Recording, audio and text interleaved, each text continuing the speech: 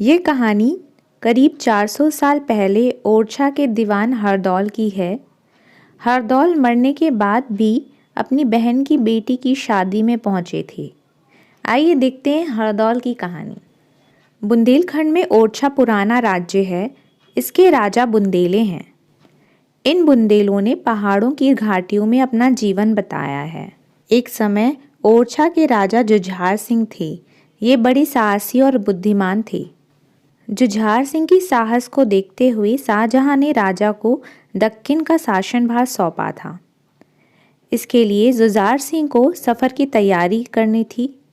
तब राजा ने अपने छोटे भाई हरदौल सिंह को बुलाकर कहा, भैया मैं जाता हूँ, अब यह राजपाट तुम्हारे सुपुर्द है। न्याय ही राजा का सबसे बड़ा सहायक है। तुम्हें क्या समझाऊं, तुम स्वयं समझदार हो। ये कहकर उन्होंने अपनी पगड़ी उतारी और हरदौल के सिर पर रख दी। हरदौल रोता हुआ उनके पैरों से लिपट गया। इसके बाद राजा अपनी रानी से विदा होने के लिए रानीवास आए। रानी दरवाजे पर खड़ी रो रही थी। उन्हें देखते ही पैरों पर पड़ी। जुझार सिंह ने उठाकर कहा, प्यारी, यह रोने का समय नहीं है। ईश्वर ने चाहा तो हम तुम जल्द मिलेंगे। मुझ पर ऐसी ही प्रीति रखना। मैंने राजपाट हरदौल को सौंपा है। वह अभी लड़का है। उसने अभी दुनिया नहीं देखी है। अपनी सलाहों से उसकी मदद करती रहना। रानी की ज़बान बंद हो गई। रानी कलेजे पर पत्थर रख आंसू पी गई और हाथ जोड़कर राजा की ओर देखने लगी। जुझार सिंह के चले जाने के बाद हरदौल सिंह राज करने लगा। थोड़े ही दिनों में उसके न्याय और प्रजा वात्सल्य ने प्रजा का मन हर लिया। लोग जुझार सिंह को भूल गए। जुझार सिंह का शत्रु भी थे और मित्र भी, पर हरदौल सिंह का कोई शत्रु न था। सब मित्र ही थे। हरदौल अपने गुणों से अपनी प्रजा के मन का भी राजा हो गया। इस प्रकार एक वर्ष बीत गया। उधर दक्षिण में जुझार सिंह ने अपने प्रबंध से चारों ओर शाही दबदबा जमा दिया। इधर ओरछा में हरदौल ने प्रजा पर मोहक मंत्र फूंक दिया था। राजा जुझार सिंह वर्ष भर के बाद बादशाह से आज्ञा लेकर ओरछे की तरफ चले। ओरछे की याद उन्हें सदैव बेचैन करती थी। दोपहर का समय था। धूप तेज थी। वे घोड़े से उतरे और एक पेड़ की छांव में जाके बैठे। भाग्यवश आज हरदौल भी शिकार खेलने निकले थे। उन्होंने राजा जुझार सिंह को अकेले बैठे देखा। समझा कोई यात्री होगा। उनकी आंखों ने धोखा खाया। वे घोड़े पर सवार जुझार सिंह के सामने आए और पूछना चाहते थे कि तुम कौन हो, कि भाई से आंख मिल गई। पहचानते ही घोड़े से कूद पड़े और उनको प्रणाम किया। राजा ने भी उठकर हरदौल को छाती से लगा लिया, पर उस छाती में अब भाई की मोहब्बत न थी।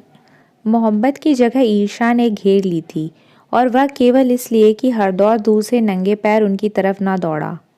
उसके सवारों ने दूर से ही उनकी अभ्यर्थना ना की। संध्या होते होते दोनों भाई ओरछे पहुंचे। आज रानी चंपावती ने अपने हाथों से भोजन बनाया। दासी ने आकर कहा, महाराज भोजन तैयार है। दोनों भाई भोजन करने गए। सोने की थाल में राजा के लिए भोजन परोसा गया और चांदी की थाल में हरदौल के लिए। चंपावती ने स्वयं भोजन बनाया था, स्वयं थाल परोसे थे और स्वयं ही सामने लाई थी। पर दिनों का चक्र कहो या भाग्य की दुर्दिन, उसने भूल से सोने का थाल हरदौल के आगे रख दिया और चांदी का राजा के सामने। हरदौल ने कुछ ध्यान न दिया। वह वर्ष भर से सोने के थाल में खाते खाते उसका आदी हो गया था।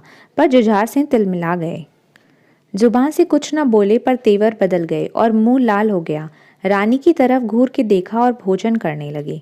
2-4 ग्रास खाकर उठ गए। रानी उनके तेवर देखकर डर गई। जब राजा उठ गए और उसने थाल को देखा तो कलेजा धक से हो गया और पैरों तले मिट्टी निकल गई। उसने सिर पीट लिया, कहा, ईश्वर आज रात कुशलतापूर्वक कटे। मुझे शकुन अच्छे दिखाई नहीं दे रहे। राजा जुझार सिंह शीश महल में लौटे। रानी शीश महल की ओर चली। दरवाजे तक आई पर भीतर पैर न रख सकी। राजा जुझार सिंह बोले, कौन है चंपावती? भीतर क्यों नहीं आ जाती? चंपावती ने जी खड़ा करके कहा, महाराज कैसे आऊं? मैं अपनी जगह क्रोध को बैठा पाती हूँ।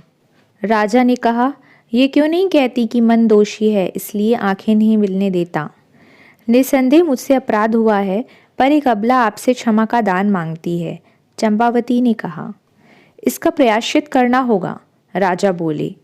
चंपावती ने डरते हुए पूछा, क्यों कर? राजा ने उत्तर दिया, हरदौल के खून से। चंपावती सिर से पैर तक कांप गई।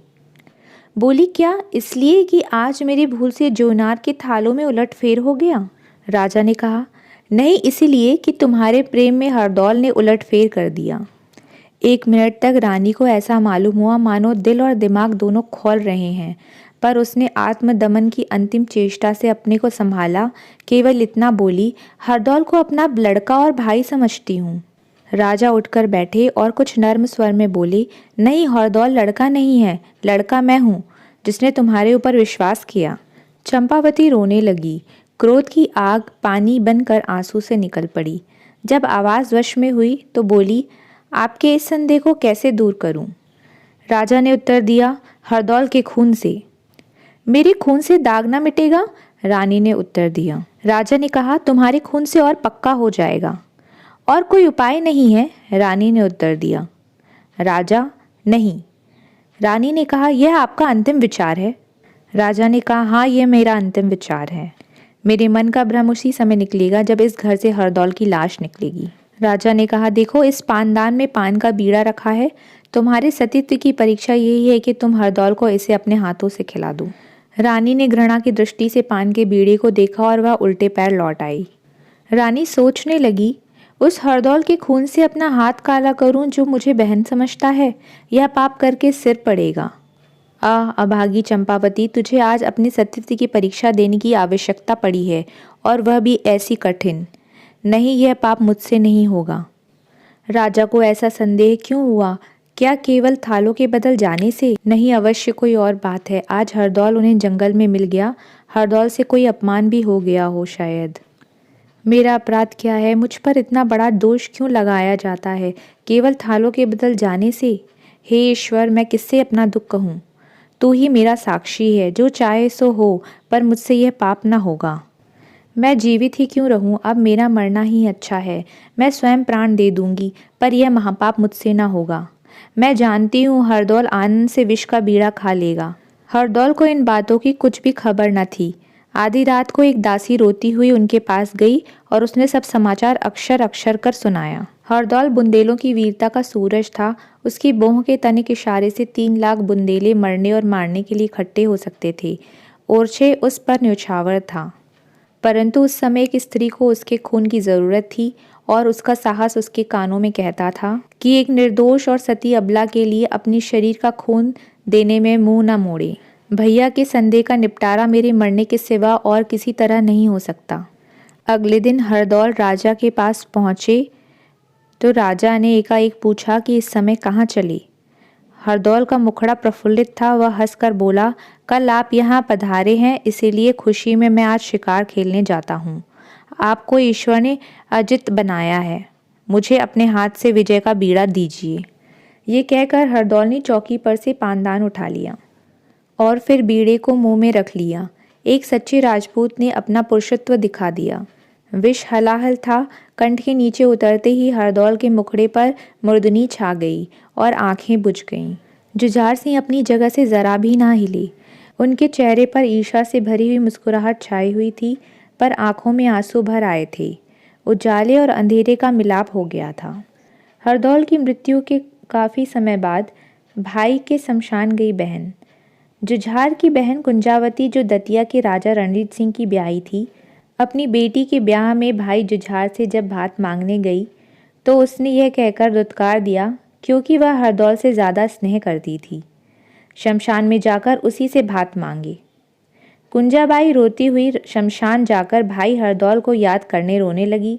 कहा जाता है कि शमशान से आवाज़ आई थी कि हरदौल भात लेकर ज़रूर आएगा। बहन की पुकार पर खुद राजा हरदौल भात लेकर आए थे। कहा जाता है कि कुंजाबाई के दामाद के बहुत जोर देने पर उन्होंने खुद को लोगों के सामने प्रकट किया था। इसी चमत्कार के बाद से यहाँ पर भव्य मंदिर का निर्माण कराया गया और लोग राजा हरदौल को देव रूप में पूजने लगे। शादी विवाह हो या यज्ञ, लोग सबसे पहले चबूतरे में जाकर राजा हरदौल को आमंत्रित करते हैं।